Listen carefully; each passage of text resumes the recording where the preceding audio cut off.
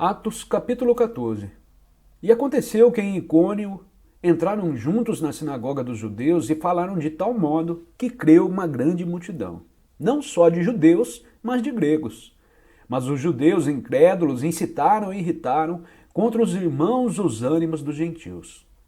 Detiveram-se, pois, muito tempo, falando ousadamente acerca do Senhor, o qual dava testemunho à palavra da sua graça, permitindo que por suas mãos se fizessem sinais e prodígios.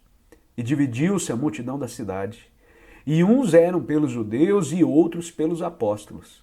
E havendo um motim tanto dos judeus como dos gentios, com os seus principais, para os insultarem e apedrejarem.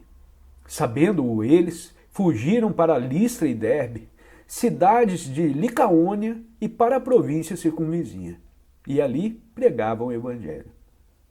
E estavam assentados em Listra certo homem, leso dos pés, coxo desde o ventre de sua mãe, o qual nunca tinha andado. Este ouviu falar de Paulo, que fixando nele os olhos, e vendo que tinha fé para ser curado, disse em voz alta: Levanta-te direito sobre teus pés. E ele saltou e andou. E as multidões, vendo o que Paulo fizera, levantaram sua voz, dizendo em língua licaônica: Fizeram-se os seus semelhantes aos homens e desceram até nós. Fizeram-se os deuses semelhantes aos homens e desceram até nós. E chamavam Júpiter a Barnabé e Mercúrio a Paulo, porque este era o que falava. E o sacerdote de Júpiter, cujo templo estava em frente da cidade, trazendo para a entrada da porta touros e grinaldas, queria com a multidão sacrificar-lhes.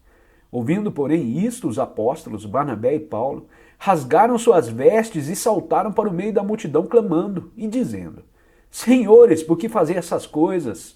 Nós também somos homens como vós, sujeitos às mesmas paixões, e vos anunciamos que vos convertais dessas vaidades ao Deus vivo, que fez o céu e a terra e o mar, e tudo quanto há neles, o qual nos tempos passados deixou andar todas as nações em seus próprios caminhos.